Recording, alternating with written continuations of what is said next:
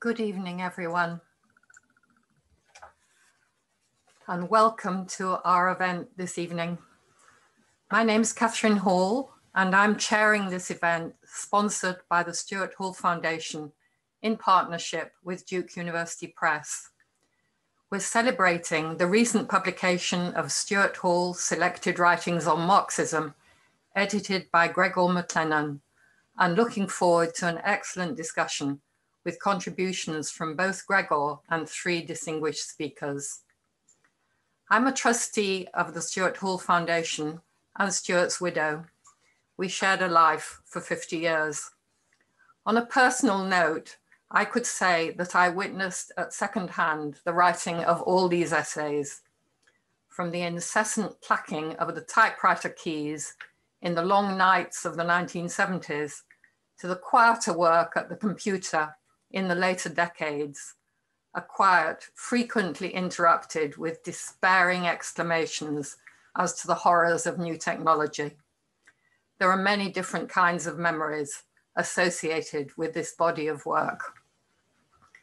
The Stuart Hall Foundation was established in 2015 by Stuart's family, friends, and colleagues.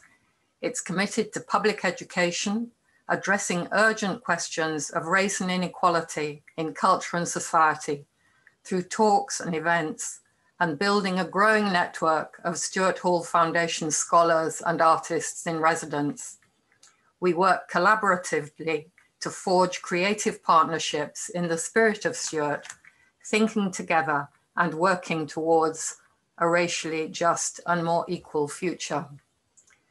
We're delighted to be in partnership this evening with Duke University Press, which has been responsible under the leadership of Ken Wissaker for a series of edited volumes of Stuart's work. The series is edited by Bill Schwartz and myself, and we've been incredibly fortunate in enlisting a number of superb editors. Larry Grossberg and Jennifer Slack on Cultural Studies 1983, Dave Morley on the Essential Essays, Paul Gilroy and Ruth Wilson Gilmore on Race and Difference, and Gregor on Marxism, and they have curated the collections. There are already 5 published volumes, with a further one on the media coming in the autumn, edited by Charlotte Brunston, and another on visual culture, edited by Ghislaine Tewodros, which will be out after that. Duke University Press supports scholars in doing what they're passionate about, learning, teaching, and effecting positive change in the world. This bold, progressive spirit drives both what and how they publish. Each year, they publish about 140 new books, more than 50 journals, and multiple digital connections that transform current thinking and move fields forwards. Their work supports Duke University's mission to advance the frontiers of knowledge and contribute to the international community of scholarship. I hope that many of you who are here this evening will have been able to take advantage of the very generous discount which Duke has offered, not only for the Stuart Hall volumes, but also for the work of Bruce Robbins, one of our speakers this evening. We will open this evening with a presentation from Gregor, followed by our 3 commentators. Each of them will speak for 15 minutes, and I will introduce them before their presentations. They will then have a discussion between themselves, followed by an audience Q&A.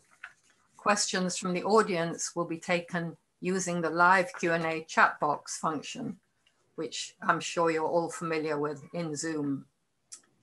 So first, let me turn to Gregor McLennan, Professor of Sociology at the University of Bristol, a graduate student in the 1970s at the Centre for Contemporary Cultural Studies in Birmingham. He was also a close colleague of Stuart's at the Open University through the 1980s and early 90s. Gregor is the author of several books on Marxism, pluralism, and social theory, and has edited with extensive, and I have to say wonderful commentary, the new Duke University Press selection of Stuart's writings on Marxism. I'd like to ask Greg to open our session this evening by telling us something of his thinking about the book, the issues he wanted to focus on, and the selection he made. Well, thanks very much for that introduction, Catherine, and thanks to my fellow panelists for agreeing, and everyone who's joining in to the session. Why this book? Well, as Catherine said, you know, there's this mega series that she and Bill Schwartz have edited, coming from Duke, but other publications too, which testify to Stuart Hall's increasing, indeed remarkable, renown these days, and his repute and the spread and reach of his work continues to grow all the time. But I meet a lot of people, maybe especially students or younger colleagues and readers, who seem surprised when I say, do you know that for the prime middle years of his career and life, which I would point out is a period in other thinkers loved by Stuart himself, he liked that kind of middle period stuff. Well, for his middle period, he is unquestionably, and I'm talking about at least 15 years, arguably more, he's centrally and deeply engaged in the question of Marxism. Now, I nearly entitled this volume Stuart Hall on the question of Marxism rather than just on Marxism, because I think it's fair to say that although I think he was a Marxist, even if you want to conclude he's a neo-Marxist, but I still think that's a form of Marxism and is of vital significance to the life and nature of Marxism as a discourse. So he's constantly wrestling in a very intense way with Marxist concepts, problems, and readings. So I just want to, this volume just testifies something. Can't contain all his writings, but it gives you a good flavor of the different ways in which he engaged with central questions of Marxism and indeed transformed them in his distinctive way of handling them. So I just want to encourage, especially younger comrades, to read and engage with Hall engaging with Marxism. It's an absolutely central part of his overall trajectory. This might be particularly relevant now because although Marxism amongst sort of left theoretical and political circles in the 1990s and maybe even the noughties too, but since the so-called crash of 2008, there's no doubt that Marxism has achieved a certain wider understanding, attraction, and readership than those decades where it was a bit out of fashion. It's not complete. Neither Marx nor Marxism has been, as it were, fully rehabilitated, but that just poses the question even more sharply. What kind of Marxism or neo-Marxism seems important to the contemporary era, and how crude, subtle, complex do we think it needs to be to continue to have a life, an intellectual and political life with consequences?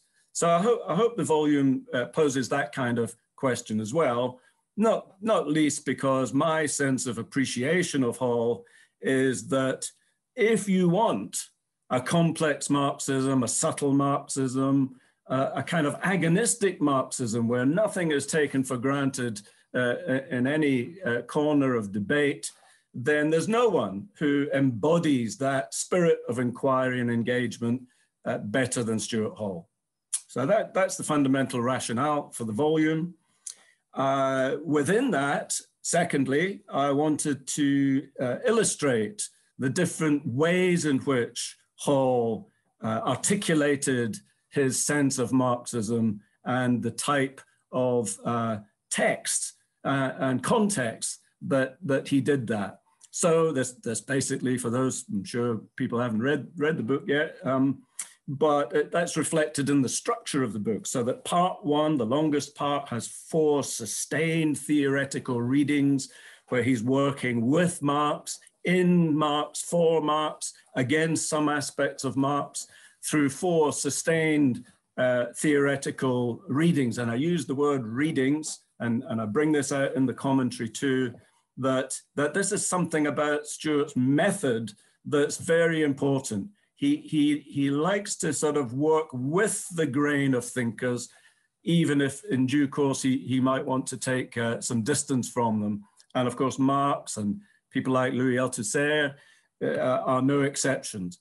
So his theoretical readings are trying to work with the grain of Marx especially, and of course Antonio Gramsci, his sort of favorite Marxist, if you like, and the most politically consequential for him. Anyway, so there's the part one, which is the sustained theoretical readings.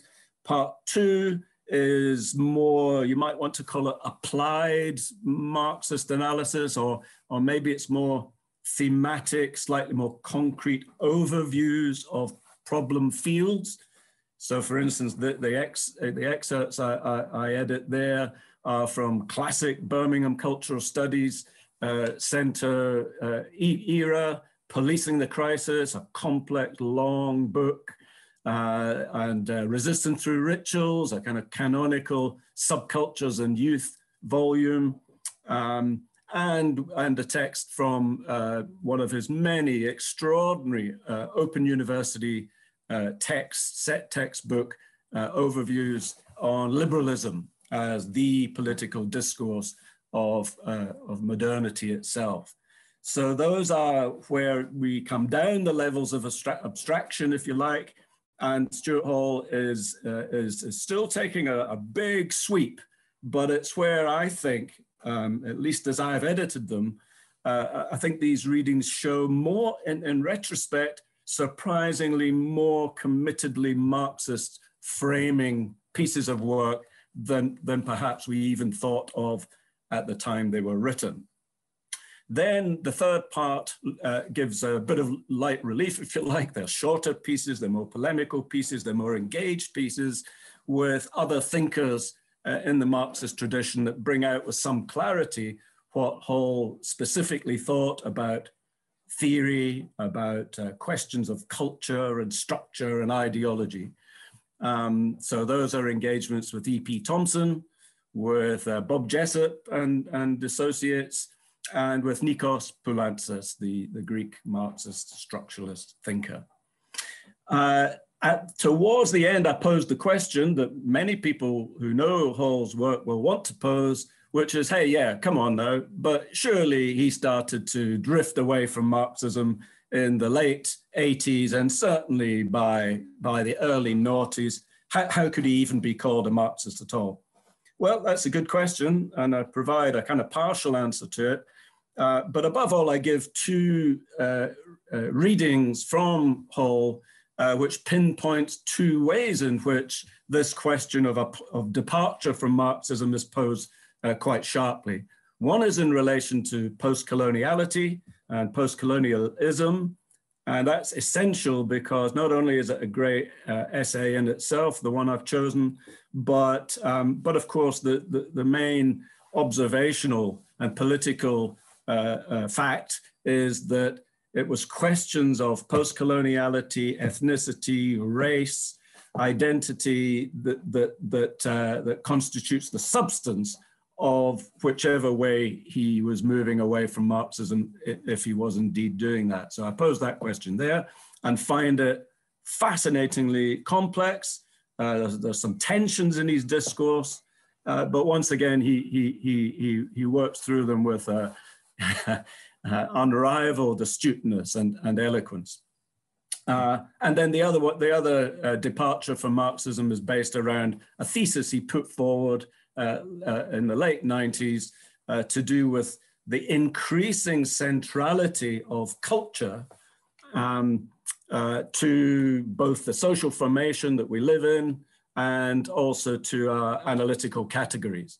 And I try to show ways in which that too is a bold thesis, but it's a compromised thesis, and he never wants quite to let go of the residual Marxist commitment. This is my view, the residual Marxist commitment of his earlier period. One thing about Hall that those who know him well will completely understand, and that should be gleaned from his writings, is he never quite wanted to abandon anything at all that was useful. He could critique Raymond Williams, but he never quite deserted Raymond Williams, and so on and so on.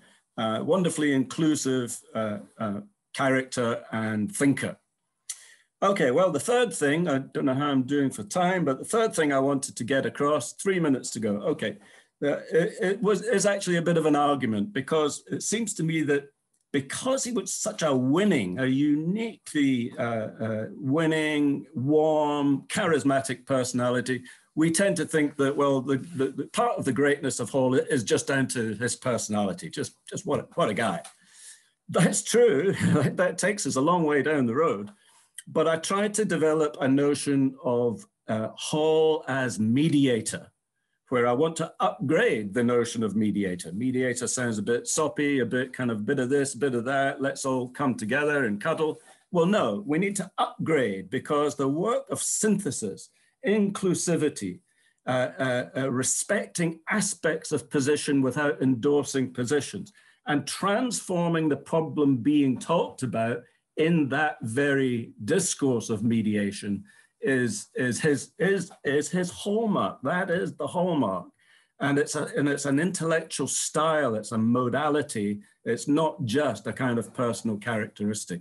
So I draw from Jean-Paul Sartre, who I'm not otherwise a tremendous fan of, but in his little book, Problem of Method, which Hall liked, there's a very interesting series of reflections about what it means to be a mediator, and why Marxism in particular needs to be seen as a mediation, a series of mediations rather than a dogmatic philosophy. And Hall exemplifies that brilliantly, mediating within Marxism, structuralism versus culturalism, economism versus ideologism, class and non-class phenomenon within the cultural and ideological spheres, within Marxism and between Marxism and other discourses that constitute kind of zones of engagement. Above all, of course, ethnicity and race, cultural studies itself, not quite the same as Marxism, but the two are closely intertwined in his era. Feminism, psychoanalysis at various points, post-Marxism in the form of Foucauldian thinking, and so on. So I just want to make the case and illustrate the texts that show Hall to be a peerless dialectical mediator, but he needs the Marxism, because mediation can quickly lead to unanchored eclecticism and pluralism. And that then risks a loss of coherence and integrity. So in a funny kind of way, he did a lot for Marxism, but Marxism did something for him. Thanks.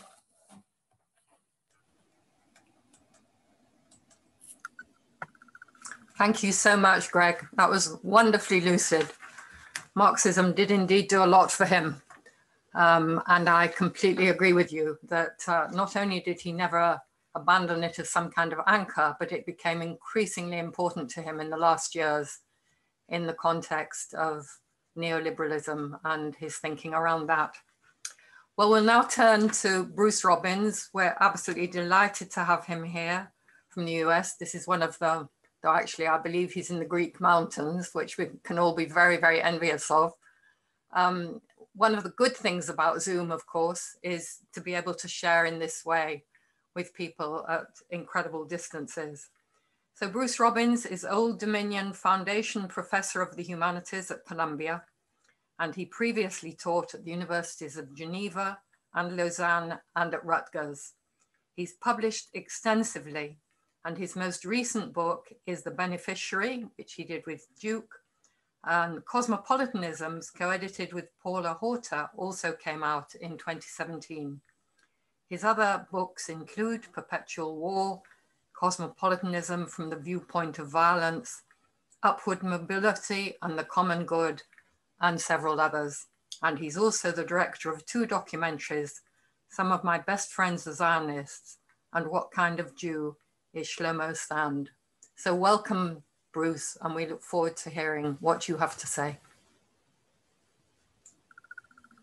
Thank you very much. I hope you can see me. Okay.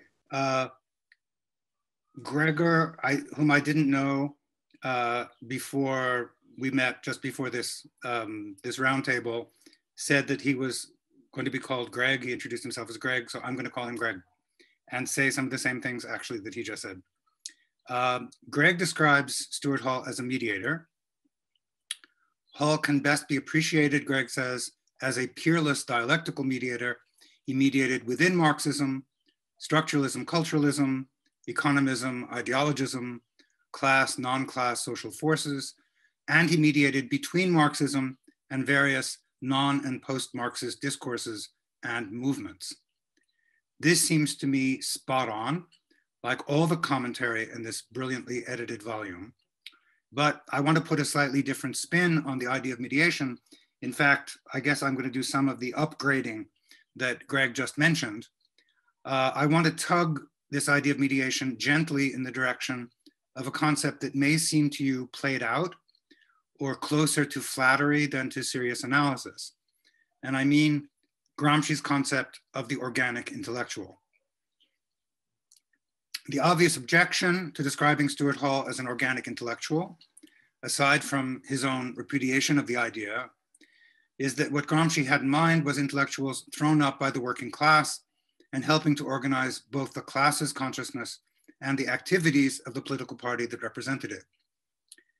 It's in this sense, I assume, that Stuart Hall says, speaking with his signature modesty about his work at the Birmingham Center, we were organic intellectuals without any organic point of reference.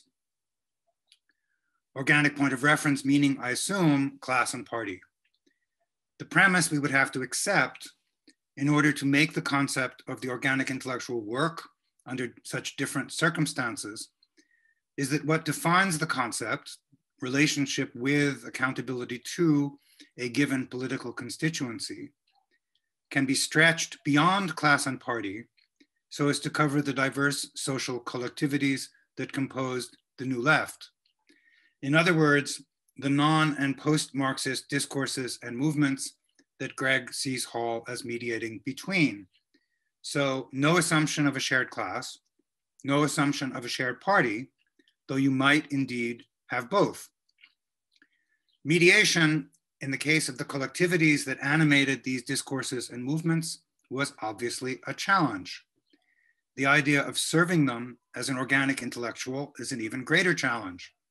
It would entail trying to discover or impose a political unity on collectivities that didn't just happen to be diverse. For many of them, diversity or difference was arguably a principle of self-definition.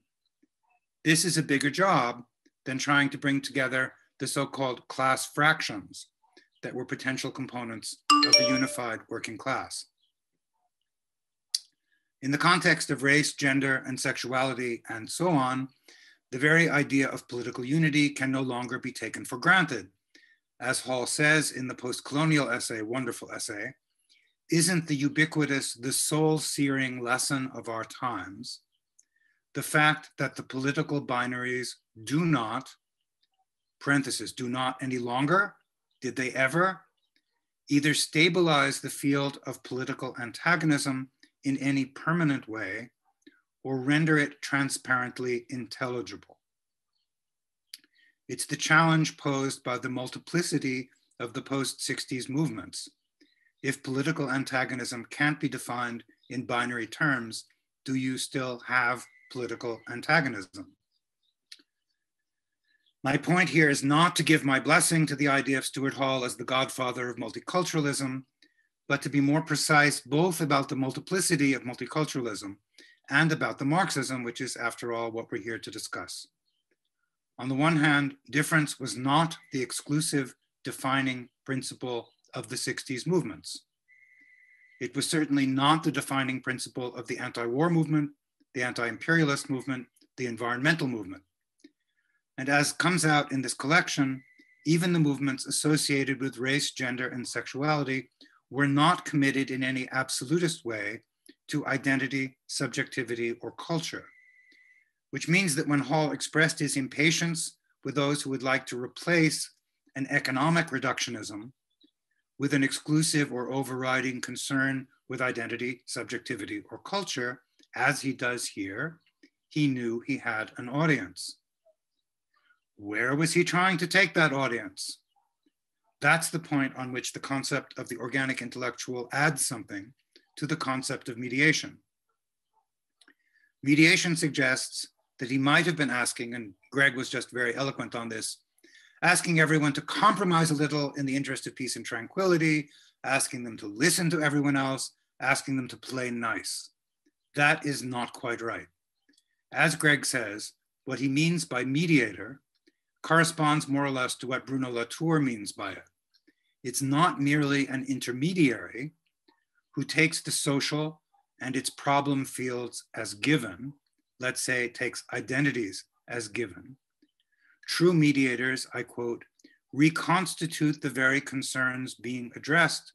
In effect, they propose and co-produce a new social in and through their acts of problematization and the network effects they trigger. In this sense, Latour says, mediators are game changers. In this sense, one might also say, though Latour would not, that the work of mediation Stuart Hall did was the work of the Gramscian organic intellectual. It was doing something to the players and the identities, helping to create a collective self-consciousness, reconstituting them in order to prepare them to take power. For Gramsci, the organic intellectual was defined by, I quote, a capacity to be an organizer of society in general, including all its complex organism of services, right up to the state organism, because of the need to create the conditions most favorable to the expansion of their own class. The function to which it aspired, in other words, was, I quote again, organizing social hegemony and state domination. The phrase state domination is not sloppy or accidental. Gramsci's abstract description of the working class is any group that is developing toward dominance. The phrase any group may have been there only to avoid censorship, he couldn't say class, but it also leaves the door open for us to shift the notion of the organic intellectual from class to the 60s constituencies, including class. The problem is that most, if not all, of the 60s constituencies did not see themselves as developing toward dominance. Dominance was what they suffered from, not what they were seeking. That's where Stuart Hall's Marxism comes in my view. The incredible seriousness with which Hall reads Marx's texts, impressive as it is to be reminded of, is not the point here. For better or worse, the Marxism does not come in the form of an insistence that the other constituencies should follow the lead of the working class. It does not come in as an insistence on economic determination in the last instance, though there are certainly places in this volume where that's what Hall seems to assert, and maybe rightly so. It comes in as the simple, if mainly unarticulated proposition that there must be a coalition, that the eventual goal of the coalition is to take power, and that in order for this to happen, no one could rest content with their own given identity, their own given subjectivity, their own given experience. There would have to be some reconstituting. When Hall defends theory against E.P. Thompson, and in particular against Thompson's invocation of historical experience, I can't help feeling that behind Thompson's reliance on experience, Hall is seeing all the present day social collectivities that are putting a great deal of weight on their experience. If so, then theory would stand in for the necessary coerciveness, or if you prefer, the impoliteness, not of Marxism as such, but of Marxism as the reminder that the goal of the project, however delayed, is taking power, something that can only be imagined as the eventual result of a successful coalition of collectivities that have no single antagonist and no pre-given form of unity. bowing down to the sacredness of anyone's experience is inconsistent with the project of developing toward dominance. The project of developing toward dominance also makes sense, I think, retrospectively, of Hall's trademark concern with the state. The prospect of successfully taking over the state was, of course, never close enough to make the articulating of that goal seem like anything other than a bad joke. But as a long-term goal, the putting together of a coalition that would be capable of governing and capable of governing differently seems a better guide to Hall's career than, say, his concern for culture, which has frequently sucked all the oxygen out of the discussion. About the state, there was no established Marxist orthodoxy, in the name of which Hall could be dismissed as a shameless revisionist. There was controversy, as Greg points out, and he contributed meaningfully to it. There was also controversy, maybe even more of it, on the other side of his mediating efforts. The philosopher who was most consistently affirmed by the new social movements was Foucault, who, as Greg says, refused to trace power back to any single organizing instance, such as the state. Whether you think of Foucault's anti-statism as sinister and neoliberal, or as anarcho-libertarianism could also be sinister, there is no doubt that it was utterly alien to the project of developing toward domination, which means that, in effect, Hall was fighting Foucault for the soul of the movement. As this volume brings out, it was in wrestling with Nikos Poulantzas's theory of the state, especially what Poulantzas called authoritarian statism, and I speak to you from Poulantzas land, that Stuart Hall came up with the alternative formula, authoritarian populism. I think he was fascinated by authoritarian populism. Maybe there was even some excess in that fascination, beyond his epoch-making insight into its extraordinary political success. And if so, the obvious reason is that, like Gramsci, he thought the left could learn from the right's capacity to bring popular feeling into a new ruling coalition, riding it into state power. So yes, the idea of taking state power and governing might have seemed to him grandiose, ruled out for the moment, both because it was too far from the immediate goals and concerns of the new social movements, and because of the weakness of the organized working class. But I don't think he was ever not informed by that idea. And under present circumstances, the circumstances that force us to meet via Zoom, I cannot help adding that even at non-revolutionary moments, there is nothing reprehensibly reformist or revisionist about saying that we need the state to take on certain functions that private individuals and local collectivities cannot take on for themselves. One does not need the world historical incompetence of Donald Trump and the hundreds of thousands of unnecessary deaths that resulted from it to bring that point home. It's not just in the US that you have to factor in the importance of the state to the anti-war movement, which was obliged to come to some understanding of military violence, and the importance of the state as an interlocutor for the women's movement and the civil rights movement, which were trying to get their constituencies protected by legislation. Do we really think this was a mistake? If not, then the fury over culture and culturalism fades somewhat into the background. It's possible that everything I'm saying, have been saying, is shameless special pleading for my own generation. Call it the 60s generation. What Stuart Hall called generational consciousness is obviously not the sole prerogative of youth. My own personal experience of the 60s was pitifully thin, and I may well be unconsciously trying to make up for its thinness now.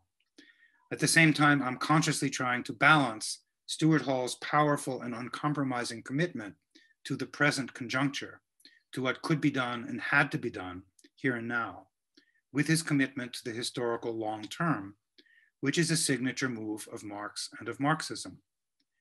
For Stuart Hall, it mattered that patriarchy, racism, and military violence all have non-capitalist sources and pre-capitalist as well as capitalist trajectories. It's that long term as well as the generational short term that permitted him and permits us to entertain the unfashionable idea of progress, an idea that the new social movements have been reluctant to acknowledge. Stuart Hall ends the piece on Edward Thompson by focusing on, I quote, the complex moment of 1968, a contradictory inheritance which has to be neither simply revived nor simply denigrated, but reckoned with. As usual, I think he was too modest here. He was not merely reckoning with that inheritance, but reconstituting it, teaching the movements of 1968 a Gramscian lesson, getting the generation to acknowledge what he called, in a significant phrase, theoretical gains. I think it's fair to say that not all the gains were purely theoretical. Thank you very much.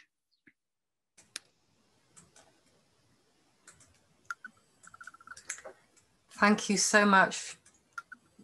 Thank you so much, Bruce, and how pertinent your comments are to now and to the decades that have gone. We're now going to turn to Angela McRobbie with great pleasure. And Angela is Professor of Cultural Studies at Coventry University and an Emerita Professor at Goldsmiths, University of London. She too studied, as Greg did, at the Birmingham Centre in the mid-1970s, and her research on girls' magazines was, of course, pathbreaking. Her most recent books include The Aftermath of Feminism, Be Creative, Making a Living in the New Cultural Industries, and Feminism and the Politics of Resilience.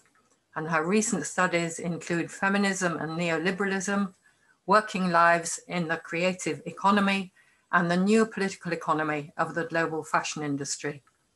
She's also preparing a new edition of the work carried out in Birmingham for the Goldsmiths Press. So welcome, Angela, and we look forward very much to what you have to say. Thank you so much, Catherine, for such a lovely introduction. I'm honoured and delighted to be invited to respond to this new collection. Rereading the work which Greg has so meticulously gathered and so judiciously edited has been a great pleasure. One can see the threads of a complex unity across the breadth of the work here, just as one can also see Stuart immersed in the process of working with and also wrestling with Marx in a quite sensuous way, as a kind of intellectual craftsmanship. But I would also say that there is a sense of excitement which pervades the volume. There is a clear project that Stuart was constantly embarking on. It was also risky work, dedicating such time and energy to Marx's writings, tussling with the texts in a context where such endeavours did not win friends in the academy across the humanities and the social sciences. So one of the first points I was thinking about, who were Stuart's interlocutors within the left round about 1972, when he must have been preparing the first article in this volume. Was it New Left Review still? Was it the New Left Books? Was it his colleagues in the anti-imperialist movement? Or was it just he and the students and a few academic scholars here and there across the world? So I'm interested in the constituency for this particular body of work. However, having said that, it was slightly different with the works reprinted in the middle section of the volume, Resistance Through Rituals and Policing the Crisis, since they each already had strong connections with existing sociological concerns. Stan Cohen in the UK had published his very well-known work on folk devils and moral panics. And there was also, of course, the long tradition in youth cultural studies of the American Chicago School of Sociology. But in both of the projects, however, at the CCS, that is to say, both Policing the Crisis and Resistance Through Rituals, what was foregrounded was Stuart's insisting on a study of the historical conjuncture and of looking at the society, if you like, in its whole complexity, in a way that foregrounded class and race, and which, in Policing the Crisis, paved the way for later subsequent work on Thatcherism. In each of these studies, Resistance Through Rituals and Policing the Crisis, the authors introduced a specifically Marxist vocabulary comprising elements of continental Marxism in the form of Althusser's theory of ideology and, of course, Gramsci's notion of hegemony. As a result, both books raised hackles within sociology, and it's only very recently that Policing the Crisis has been recognized for the hugely significant work it is. I have to say that I taught both texts myself in undergraduate and postgraduate courses right over the decades. And interestingly, the subcultured writing was always more warmly embraced in various art school settings and in visual cultures courses, while Policing the Crisis was more firmly established in criminology and in the sociology of race and ethnicity, as they were called then. I won't say any more about these volumes, as I'm almost over-familiar with them, save to say that Greg's choice of the chapter from Policing the Crisis is laudable for the reason that here we see Stuart reflect on the position of Black unemployed youth in the UK in the 70s within a neo-Marxist historical frame, which refutes their being understood simply as a reserve army of labour at capital's disposal, and hence part of the lumpen proletariat, pulled in when capital might have some need for them and expelled when no longer needed. And I'll just read out this quote from Hall, which I think is wonderfully rich. What Hall says is that the wageless are not to be equated with the traditional disorganized and undisciplined lumpen proletariat. This false identification arises only because the Black working class is understood exclusively in relation to British capital.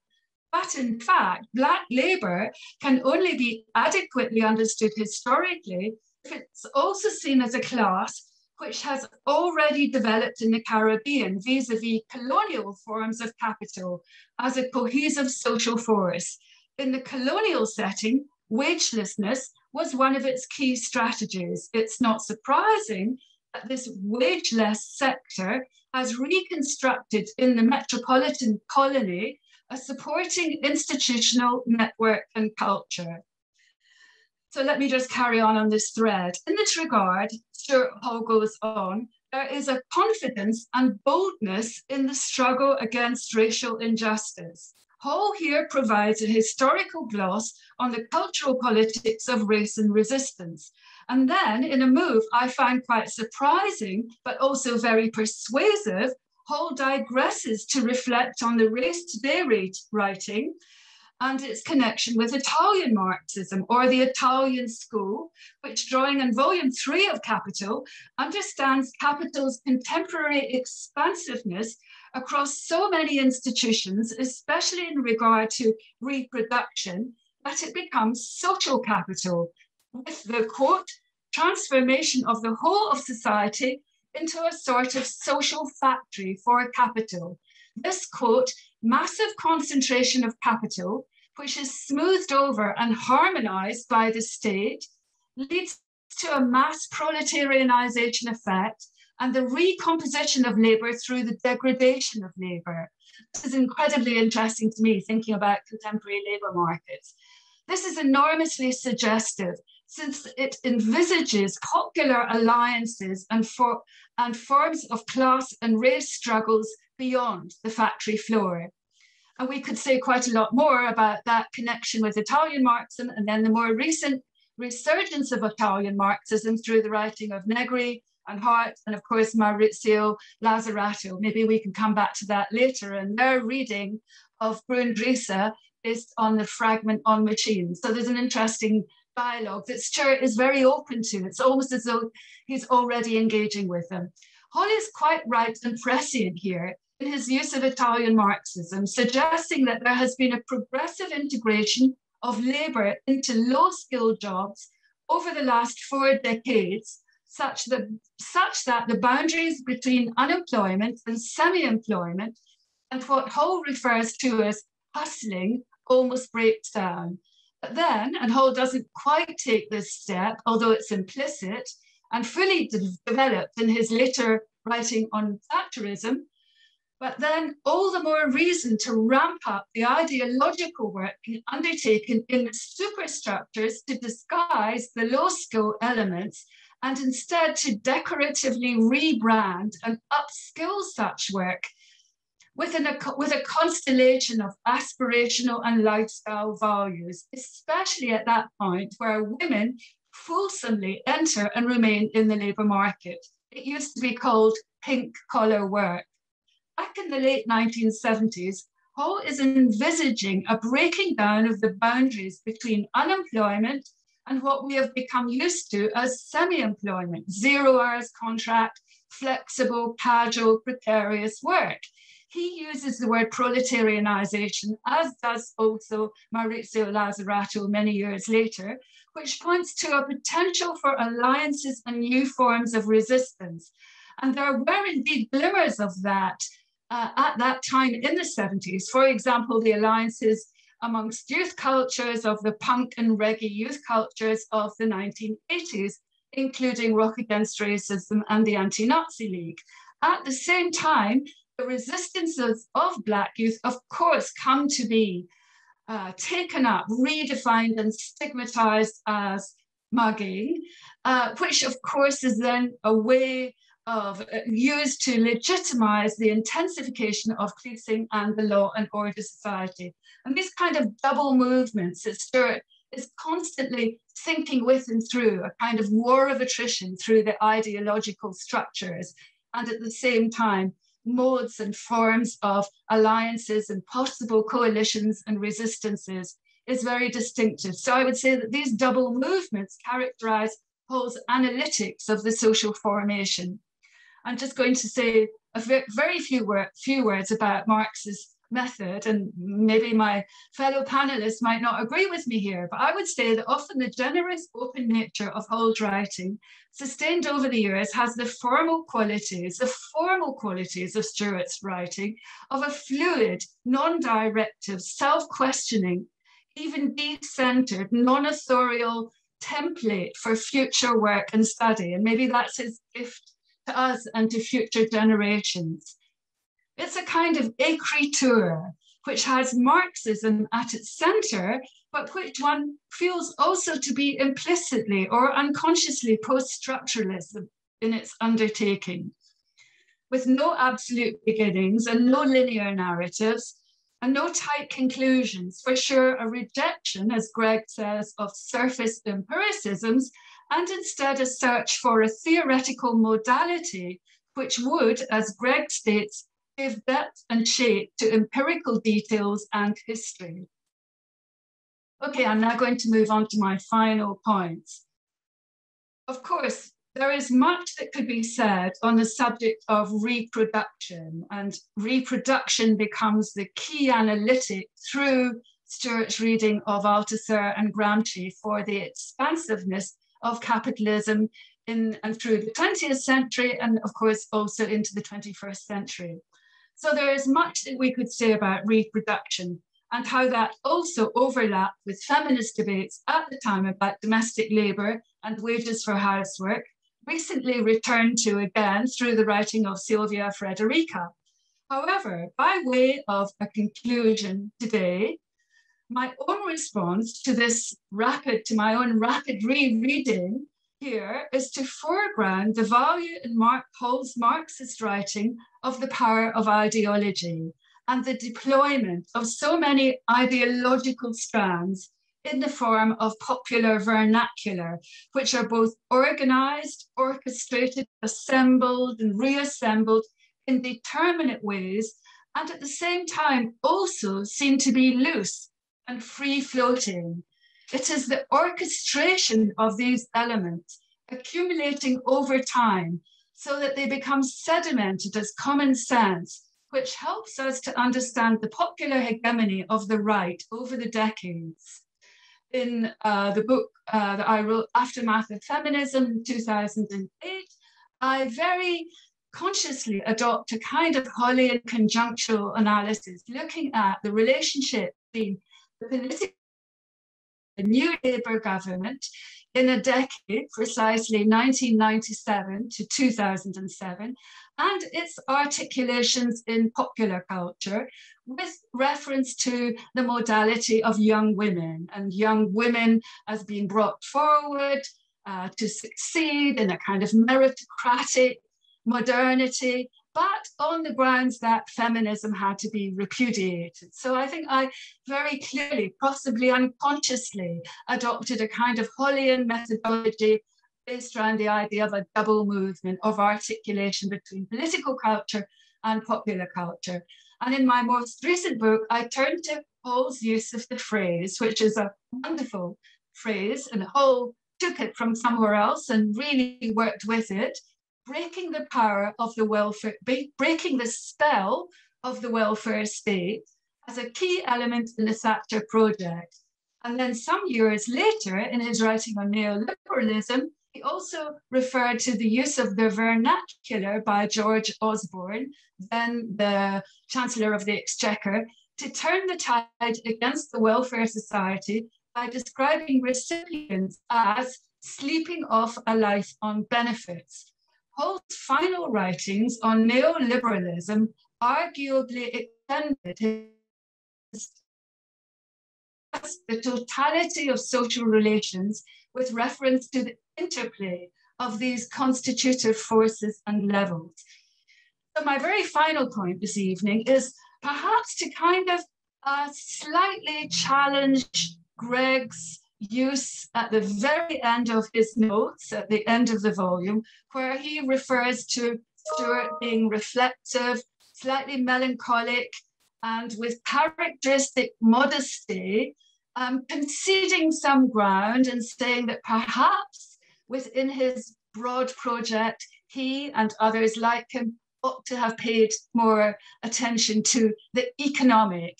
And in that statement, there was some kind of sense that maybe he was referring to the attacks from various forces, that cultural studies had been merely cultural and it had wasted its time, or it spent too much time on language, on image, on visual culture, and so on.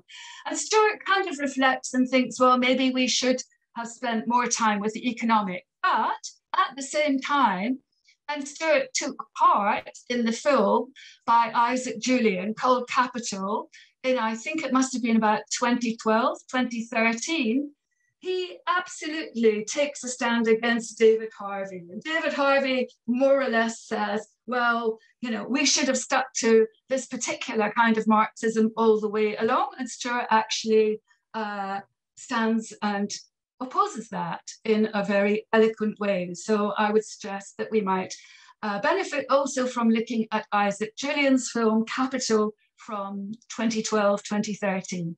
Thank you. Thank you so much, Angela. Well, we've had the state and now we've had common sense. There's lots here to think about. Let me finally introduce Brett St. Louis, who will speak to us now. Brett is a senior lecturer in sociology at Goldsmiths, having previously taught at Bristol University and at the University of California, San Diego. He's the author of C.L.R. James's Critique of Modernity, Race, Politics, and Poetics. And he's currently completing a book on racial eliminativism that develops a critical genealogy and analysis of post-racial thought. So over to you, Brett.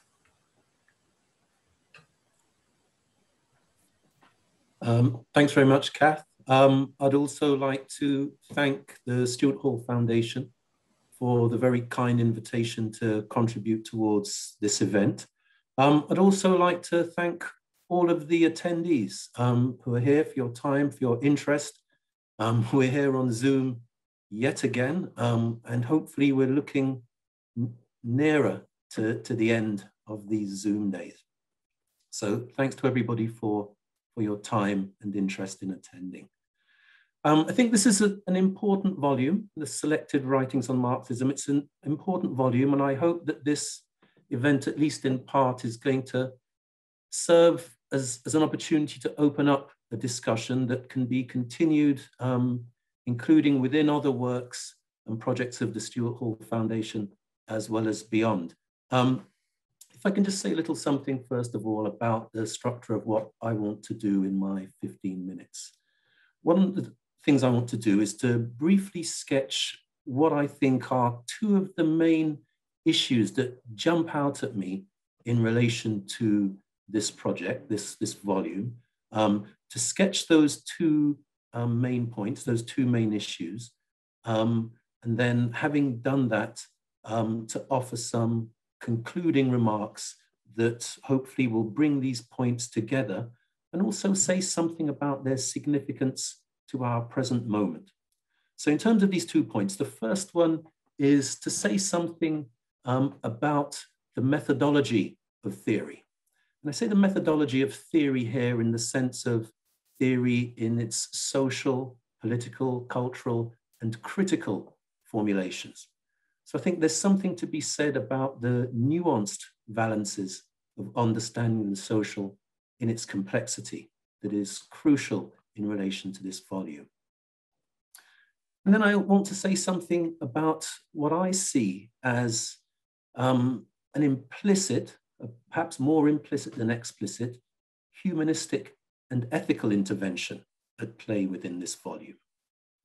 I think one of the things that's possible to see within this volume, to read within this volume, is the way in which it pulls together various analytical commitments and practical concerns, but it does so in relation to the depredations and affirmative potential of human social life. So I think that there's a sort of humanistic and ethical intervention also running throughout the volume that's worth considering. Okay, now, first of all, I just want to quickly offer a few sort of personal framing comments. And just to start off by saying that, my own intellectual preoccupations and concerns are largely focused on sociological questions of racialization and racism, and these questions as they emerge within and across given social situations. Now, it seems to me that it's obvious that Hall's work is important in this regard. And indeed, as Gregor points out in his introduction to this volume, that sometimes suggested distinction between Hall's quote unquote earlier Marxist work in contrast with the later work on ethnicity, on representation, on cultural politics, that Gregor points out that that distinction that is sometimes made is somewhat of a misnomer. And what this means then, I think, is that, in other words, the concerns with ethnicity, with representation, with cultural politics, in their elegant, critical, theoretical formulations, cannot be considered or dismissed as idealist theoretical abstractions, even when one takes into account their occasional psychoanalytic flavor. But rather, I think we can see them as empirically informed with a material referent. And I'll say more about this shortly. And it's in that sense then that Hall's Marxism constitutes an ongoing thread in his work, albeit differing and shifting. Now, I'd like to also agree with the point made so far by Bruce and by Angela in terms of the wonderful work that Gregor has done in both collecting these chapters together, but also the commentary that he offers. And I think one of the important aspects of Gregor's commentary is that it both situates Hall's work within its formative context in a way that is suggestive of its continued relevance and its applicability. Now, I do want to add a caveat here insofar as I don't necessarily mean applicability in the literal sense of utility, but for me, more in terms of a style of thought and a style of engagement. And this question of thought and engagement is really what I want to formulate my brief observations on, and to do so in relation to what Gregor has characterized in terms of Hall as mediating Marxism. And maybe this aspect or this point about mediation is one that we'll come back to later. So if I just begin to just say something on the methodology of theory. And again, I'm thinking here of the methodology of undertaking theory in the social, political, cultural, and critical senses. But that to also think about the interface between these theoretical excursions. And I just want to use two brief examples to start with. And you know, Gregor's already spoken about this, and I think so has Angela. If I start with the subcultures, cultures, and class chapter. Now, what we see in that chapter is an attention to the distinctiveness of youth culture and the cultural aspects of youth. So there's a strong sense in which youth is characterized as emergent within a given social moment and relations. We understand youth as reflective of a distinction between dominant and subordinate social classes. There's this sense of youth as subject to hegemony and struggle over cultural power, that subcultures are understood as emergent in a certain sense as solutions to problematic social class experience, as well as distinct from and yet linked to, quote unquote, parent cultures. And then that key idea of subcultures as formed through the activities of groups, their rituals, the ways in which they occupy space, their embodied and expressive styles, modes of relations, and so on. So in short, what we have here is the foregrounding of social context, of social relations, of social interests, of social agendas, of social processes. To move on to a different example here is the excerpt, the chapter taken from Policing the Crisis, the Black Crime, Black Proletariat chapter. And this chapter for me is notable in terms of the thoroughgoing discussion that it offers, that debate over the position of the quote unquote criminal classes in relation to labor, and largely in terms of the extent to which they might be understood as outside of and without class consciousness. Also the argument that the lumpen proletariat possibly constitute a counter-revolutionary force, that they have been incorporated by capitalism. And also then the issue of the criminalized sector of a social class, as well as how that corresponds to both the waged and the unwaged members of the Black labor force. And then this question is used to sort of stage a distinction and relationship between a sectoral struggle, arguably Black and anti-racist on the one hand, and then a social class struggle on the other, again, arguably working class, workerist, and class conscious. Now, what I see here in terms of the methodology of theory is Hall undertaking a balancing act, combining commitments to analytic, but also practical observation, combining the explanatory and the critical, the prescriptive, but also seeking accord and consensus building, if that's at all possible. And there's this sense also of being cautious of the dangers of reductivism, of scientism, of historicism, of obscurantist idealism, but at the same time also wary of sense experiential impressionism and being wary of intuitive speculation, what might be characterized in some quarters as mysticism. So one of the key things that's happening, as far as I'm concerned, is we see in this work Hall addressing the problem, assuming the challenge of conceptualization regarding social description. I want to move on just to say a little something about what I understand as a humanistic and ethical intervention that I think sometimes within debates seeking to understand race, ethnicity, racism within a Marxist framework, this kind of humanistic and ethical intervention can sometimes be overlooked. And one of the things that is clear to me, at least, is that Hall's work is populated by people, by subjects, by actors. So there's a concern with agents, a concern for their lives that are impacted by economic, social, and cultural forces. And while this is not a soft moralism, for me, there's nonetheless an underlying sense of human immiseration and resistance that animates Hall's concerns and works. And as such, there's a humanistic undercurrent and ethical thrust. So again, if we think of the subcultures, cultures, and class chapter, there's this sense of subcultures as taking shape through collective activity. That there are these key areas of education, of work, of leisure, which give rise to the generational specificity of youth subcultures. So the sort of generational consciousness of youth. A wonderful way in which Hall phrased this, and I quote, is to say that youth felt and experienced itself as different.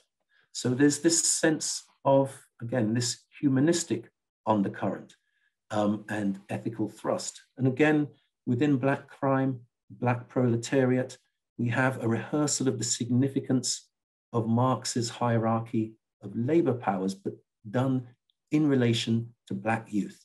And this discussion is framed within a debate over, on the one hand, their self-activity, and on the other hand, their objection. But notably here, Black youth are not simply a social category or a process in relation to labor, but they are also agents expressing themselves or having that capacity actively suppressed. So it's as agents with their own self-activity or collective activity that is also something that demands attention. So for my last few points, I just want to try to draw this together. And it seems to me that there are two key issues here. First is the careful and detailed exposition that Hall offers, that he's acutely appreciative of authorial context and intent, one. Two, that there's a measured and balanced approach, giving disparate positions what we might characterize as a fair hearing. And I think this is really important, that the theoretical work undertaken by Hall engages how to conceptualize groups, not as empirical and demographic or as normative and nominalist, but with a regard for formative complexity that goes beyond that simply as an ambition, an intellectual ambition, but is something that is achieved through the work. So there's a constant attention to how groups emerge and exist within given social contexts and relations, to consider the impacts of those groups, individual and collective experiences of those social contexts and relations, as well as how groups respond, their own individual actions. And I'm also struck then, lastly, by the issue of debate and tone. And this, I think, is crucial in terms of that point about the measured and balanced approach, giving disparate positions a fair hearing. That Black crime, Black proletariat piece, I think, is deeply significant in that the chapter very carefully rehearses the distinction between the race today and Black liberator positions. On the one hand, the race today position focused around the refusal to work, the Black liberator position, on the other hand, focused around that reserve army of labor, a super exploited underclass perspective. But both of these positions are presented fairly. They're presented in a nuanced and balanced manner. And I think this is a quite important commitment and undertaking. I just scribbled something as Angela was speaking. She made the point about the open and generous character of Hall's work as a sort of a non-didactic formulation that serves as an invitation. And I think that's a crucial point I would also want to take away here, that this is something that we can reflect on in relation to our own. And when I say our, I mean progressive leftist political culture, which can be deeply adversarial and antagonistic. Now, to say this isn't to preclude discussion and debate, but rather to consider the register of our discourse and communication. And I think that this is also the discourse of mediation that Gregor refers to, how Hall's mediation brings together the analytical, practical, and polemical commitments of left politics. Thank you. Thank you so much, Brett. I'd now like to ask the four of you to have a bit of time to talk together and discuss some of the many issues that have been brought up. Well, if I can just start by thanking my panelists for raising, some tremendous issues, and also very kindly and because gently suggesting that, I could have had more emphases and brought out more things than I actually did. And I think they all hit home. I mean, Bruce made me think that, yeah, and Angela, and in fact, all three speakers made me think that I haven't brought out enough that Stuart's investment in the cultural is not simply a kind of academic or a cultural studies priority. It is a political project. And I'm wondering if I brought that out enough. After all, one of the chapters, the exchange between Bob Jessup and colleagues and Stuart about ideologism has been kind of repeated in a way by a recent essay by Perry Anderson in New Left Review called Heirs of Gramsci, in which Hall kind of is fourth on the list of four, really, in terms of getting all the ticks. Whereas I think what you've brought out is that's really not right. His investment in culture is deeply political, including in the way that Brett suggests, where his notion of group life and kind of humanist self-constitution, which goes beyond class. That's why he's not an orthodox Marxist. That these are political, cultural forms of bringing things into existence. In my commentary, I try to draw attention to the way Sartre talks about part of Marxism should be not just respecting, but bringing to light the profundity of the lived as a political impulse. And Hall had that in bags. And all three colleagues here have brought that out very nicely. Just one, I mean, there's so much to talk about. I just wanted to say about method, which Brett and Angela particularly touched upon. And Angela's mentioned this before in very, very stimulating way in her chapter on Hall, in my view, the best book on cultural studies, where she talks about the importance in general, as well as the importance to Hall, of a certain kind of creative messiness, not bringing things to a rounded, validity-seeking coherence, but leaving some strands open, partly because who the hell can solve everything in the head? Stuart was very clear that he didn't, but no one else can either. So that's another invitation for everyone reading him to join in the project of keeping debate open. And I think one self-criticism in the book is that when I discuss Hall's reading of the 1857 introduction, I'm so fascinated by the intellectual and philosophical multiplicity and tensions in it that I don't think I actually simply say what a marvelous creative ongoing, unfinished thing it is. And it's great partly because of that. He's got this marvelous ability to come back at the end and sort of round things off, remind us of what he's done and what he's not done. But there is something constitutively open about his thinking. And I think my commentators here have reminded me of a few things where maybe I didn't bring that out quite well enough.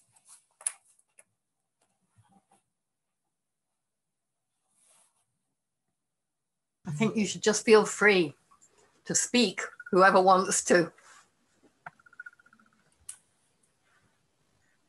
But you'll have to unmute yourself. It took me a while to figure that out, but I did figure it out. Push back a little bit, Catherine, against the suggestion that I'm just going state. No, I didn't mean that. Good. Okay. So I don't have to push back. No, not at all. Otherwise, a quick word of appreciation, Angela, for you bringing up the concept of reproduction. I mean, a very rich and, a bit over my head, I suppose, very complicated thing. But in this context, one of the things it makes me think is that Stuart Hall is part of an ongoing use of Marxist concepts, a very forceful and creative one, to solve the kinds of political problems that this generation presented. And I'm not sure that I had seen that as clearly as I did when you started to speak about it. So it's just, it seems entirely in the spirit of the event to sort of underline the usefulness of that intervention on your part. Oh, thank you, Bruce. And actually, Greg, I would just like to say again, I think you did an incredibly thorough, meticulous, and so well-crafted job with this huge body of work written over so many years. And one of the questions I thought to ask you was around some areas where there's perhaps in your own text, there's a slight kind of glossing over issues that I remember or thought of as being more kind of formative on Stuart's work. For example, his debates with Ernesto Laclau and Chantal Mouffe. And I had in my mind, and you seem to disagree, but I felt that Hegemony and Socialist Strategy was enormously influential on the way that Stuart's path through neo-Marxism developed, through the chain of equivalence, through alliances, coalitions, through contingency. And but you suggest in your notes that actually Stuart was much more influenced by the earlier work of Ernesto and Chantal. Yeah, well, that's really interesting. When I revisited some of the work, I was kind of surprised by how firmly Stuart says, I want the early stuff and I don't really want the later stuff so much, which was not my perception. I thought the latest, the mid-80s, Hegemony and Socialist Strategy influenced and troubled him quite profoundly. But he seems to just sort of hold the line a bit in terms of his own recounting of it, rather more firmly than I remember. So, and of course, we all have our views on these things, and I've already got quite a lot of commentary in there and a few little sort of critical comments of my own, because, the great classics, which he now is, should never be left to be simply admired and left at that. But of course, I can't really get into that because then there's too much of me in the damn thing. So, but I take your point. It's a good point, and I agree with it as well.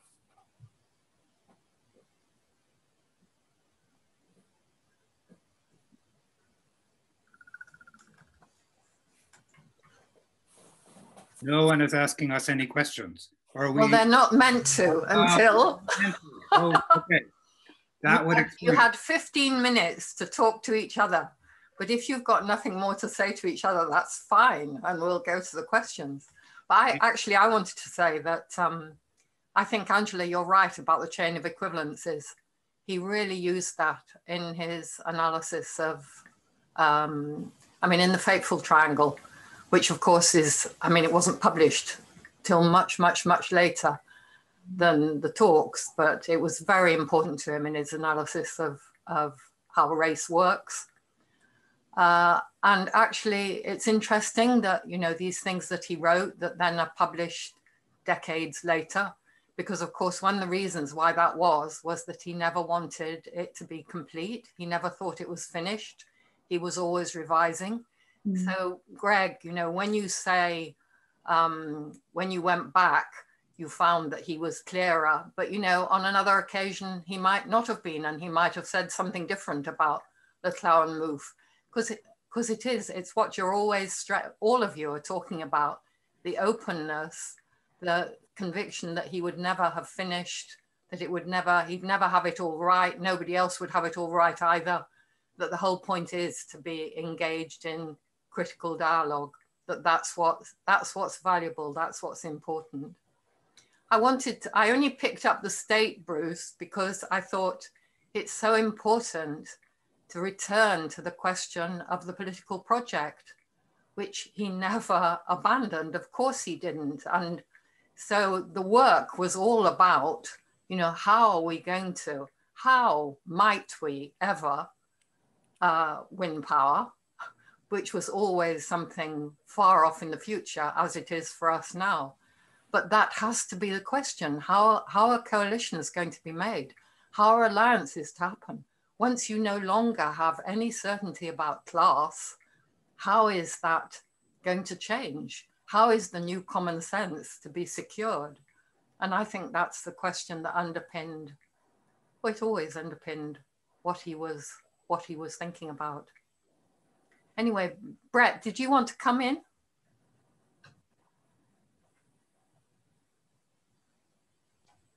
Not at the moment, but I was just looking at that question.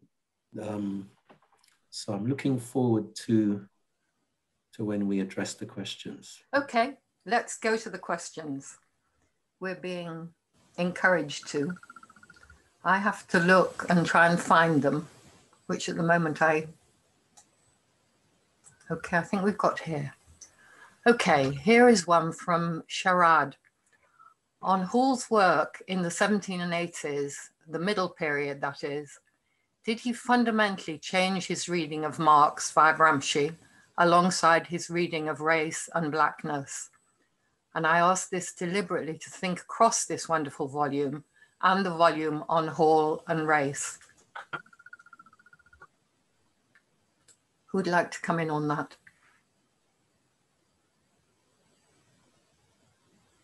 Well, while you pause, can I say something? Yes. Which is that, you know, one of the points that Paul Gilroy and Ruth make so central to their volume is that, and this is picking up on something I think Greg said, or maybe it was you, Brett, that the idea that Stuart wasn't thinking about race until the 80s is, of course, absolutely not true.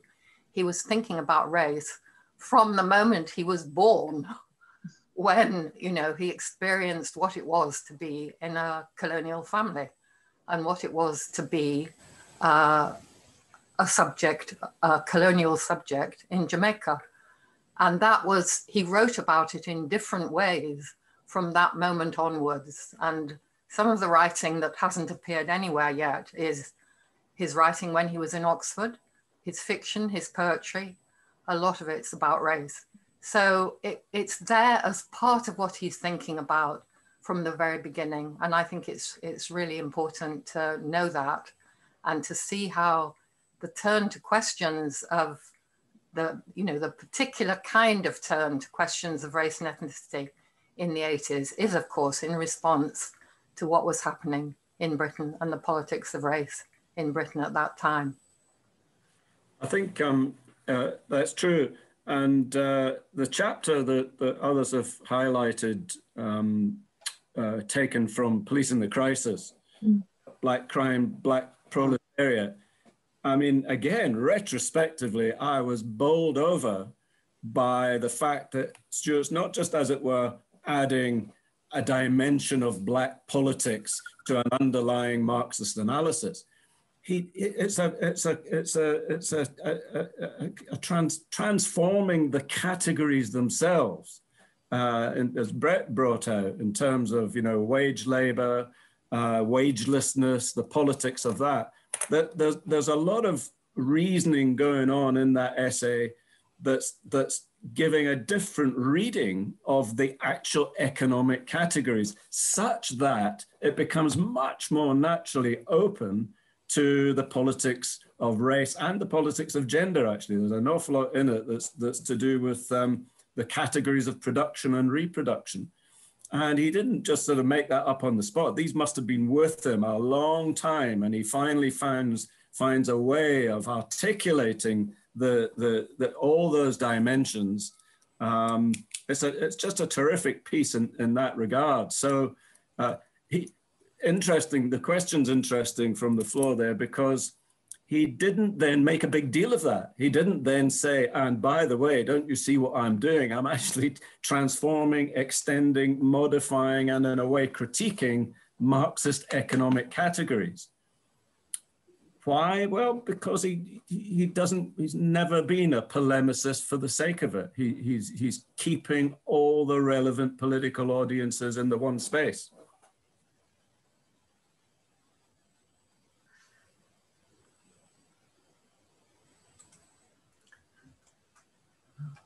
Well, just one more point on that, which is that, of course, one of the reasons why Gramsci was so important to him was because of Gramsci's analysis of the South and the way in which that brought up a whole set of different questions about region and regional culture, which then opened up Marxism in a different way, which gave him other kinds of access to thinking with different categories. So now we've got a question from Pauline Rutter saying, can Brett say a little more about the emotional and relational nature of Hall's mediating the complexity of a hostile British post-war society? Sure. I'd actually like to propose to say something in relation to that, but combine it with an earlier question from Rebecca McInroy. And that's the question that says, I would love to hear a reflection on how Hall might attend to this moment in time, seeing COVID as a conjuncture that might be a point for the left to change the conversation, specifically in terms of neoliberal economics.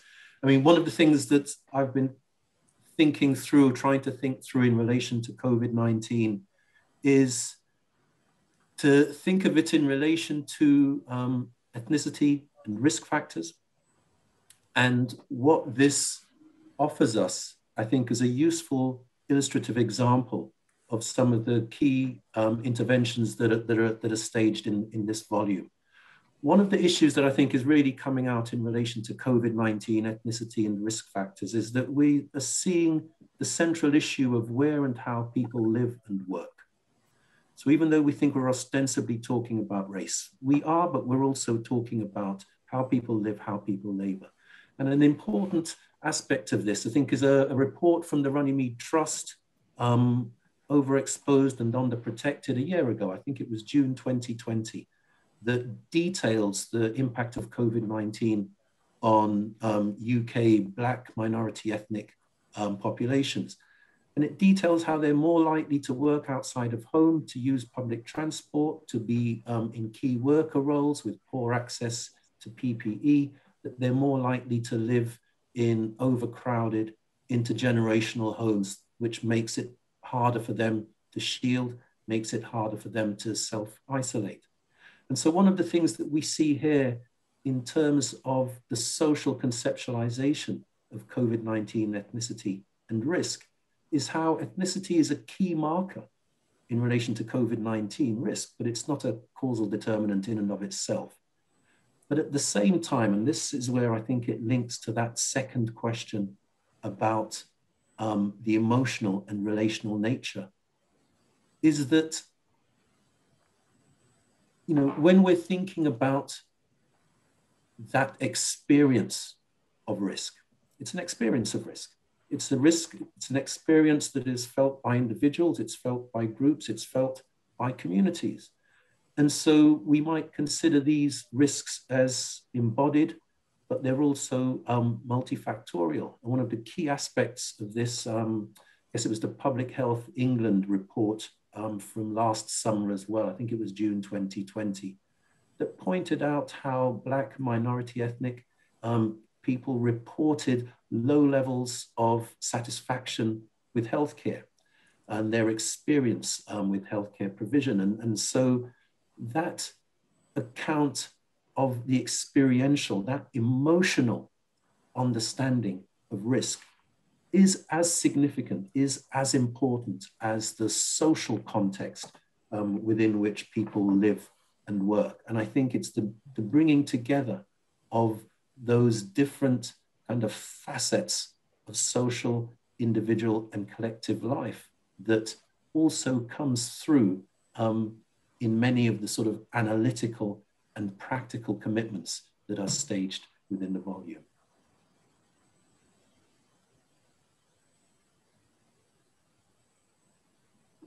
I mean, maybe if we could also come back to the question about the kind of emotional tone of Stuart's work in relation to his interrogating Marxist texts. And one of the things that I found interesting in Greg's commentaries was the point where Stuart said he found the concept structure of feeling unsatisfactory.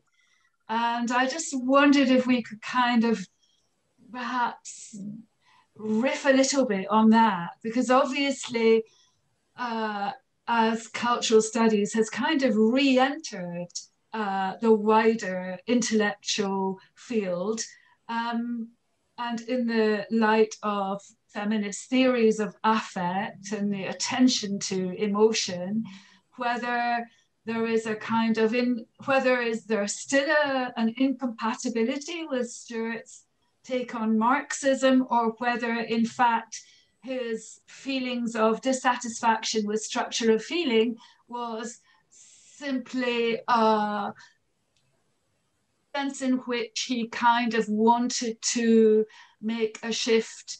He wanted to define himself outside the field of culturalism. So there's something kind of slightly awkward there in that obviously Stuart had such respect for Raymond Williams. I'm thinking also about the way in which structure of feeling has had such resonance through the work of Lauren Berlant, who very sadly has just passed away. And really, in many ways, my reading of Lauren Berlant's work is that she absolutely continued a cultural studies trajectory in a most kind of classic way. So maybe thinking about feeling and emotions and Brett, you touched on this. Is there more that you would like to say about that in Stuart's Marxism? Well, just to say quickly, I think it strikes me as important because within some debates that's seen as a misnomer, right? It's seen as something that is incompatible, that is irrelevant, but it's more than, again, if I think back to some of the interview responses from participants in the Public Health England report, these are, people's stories, right? These are accounts of experiences. These aren't simply, woolly, intuitive impressions, right? These are individuals' experiences that then have an impact on the decisions they make in relation to how they access healthcare, how they treat public health advice that's given to them. So it seems to me that that's what's important, and that's why I think there's a certain kind of ethical aspect here, insofar as it's not the story or the narrative in itself that renders it significant or meaningful, right? It's the way in which that has some kind of political and social referent. Because in conceptual terms, if we just want to validate any kinds of, intuitive sense experience commentaries, then we have to accept all of them, including the ones that we find, pernicious and disingenuous. So there has to be something outside of the experience, outside of the account in and of itself, that makes it politically relevant and something that we would want to subscribe to. Well, that point you make there, Brett, comes out when Stuart moves the critique from a kind of Althusserian dismissal of, as it were, experience as a kind of rather dubious empiricist resort compared with the higher realms of correct theory, etc. He's still partly under the influence of that, partial influence of that in the earlier sort of critique of structure of feeling, where he wants to get the balance right between structuralism and culturalism. So he doesn't want to see any experiences as self-authenticating just because people's emotions are invested in them.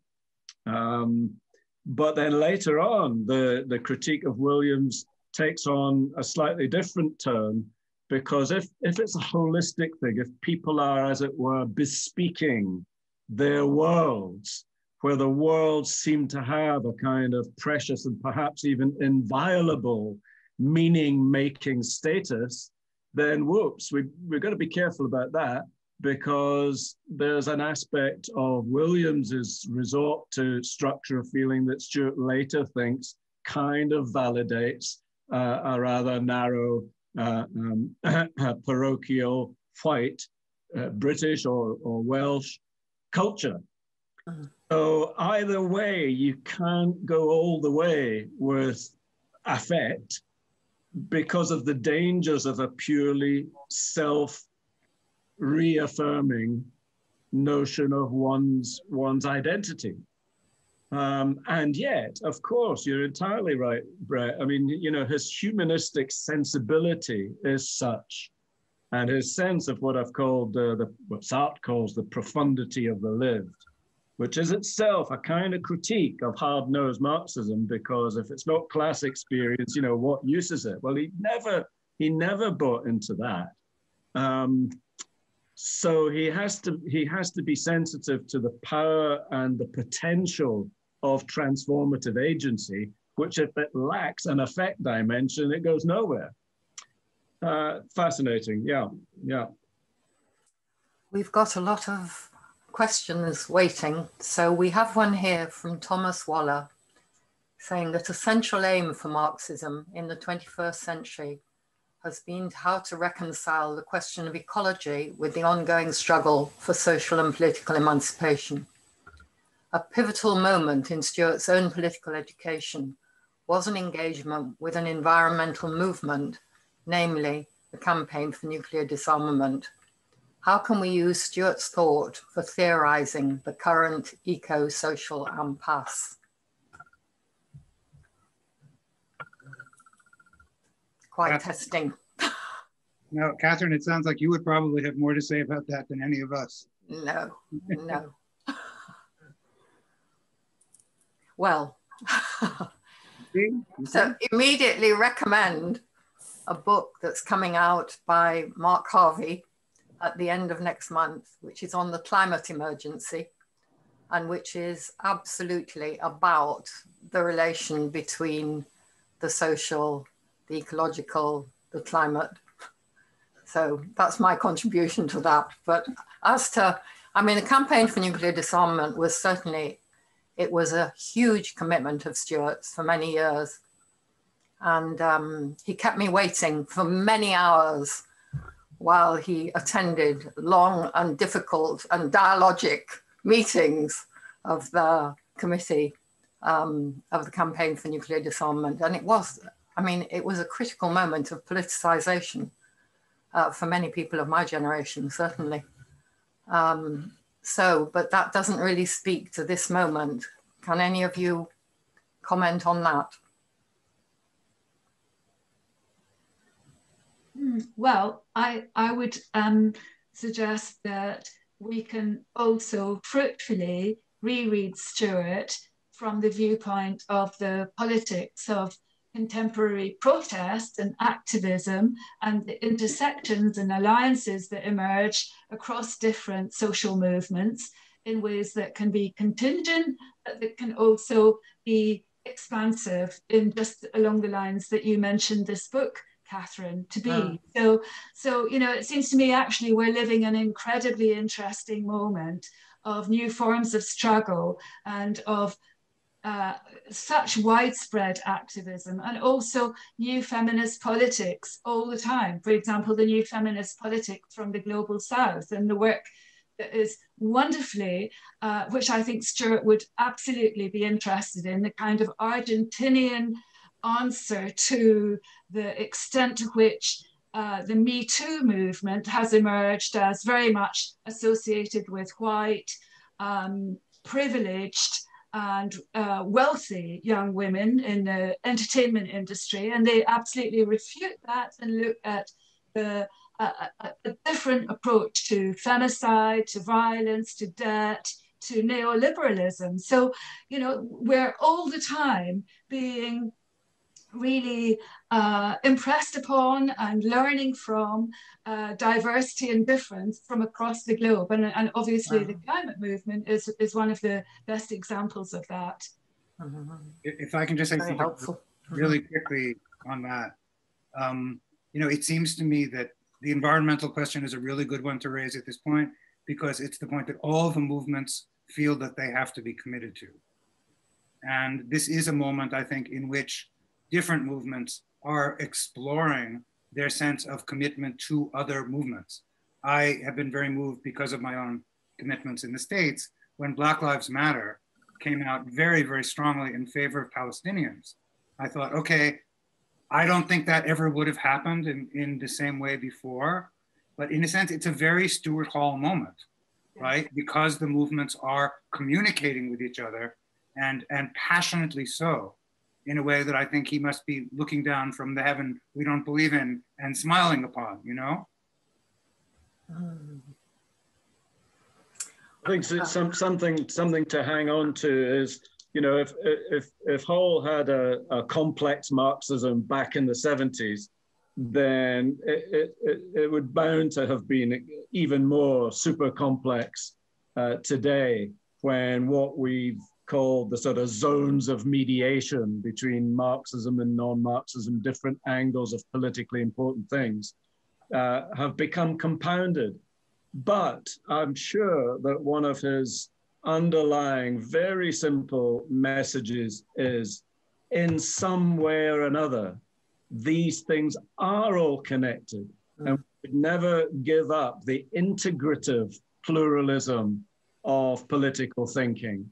The great danger is fragmented pluralism, where the politics of difference, whatever the differences are, leads to political de-alignment rather than what Angelus called sort of coalitional unity. And he, you know, no matter how complex the world got, and perhaps like most of us, he didn't feel he had the answer to it. The project of integrative, progressive pluralism would be one of his fundamental emphases, I think. I think that seems a really good thought to end on, that it actually refers back to what all of you have said in different aspects of what all of you have said very helpfully. And that sense of the connections that make up the whole. We don't understand it in a simple way. It's extremely complex, but the struggle to try and make the connections between one arena and another, one site and another, one movement and another, has to be the political project for all of us. So can I just end by thanking Greg particularly for this terrific volume and the food for thought it's given to us all, to thank Brett and Bruce and Angela for the work you've put into thinking about this and giving to us this evening, to thank all the participants and say I'm sorry that we haven't got on to other questions, but I hope there'll be space to talk about these things in other places for many months to come. So a very good evening to all of you, and bye-bye.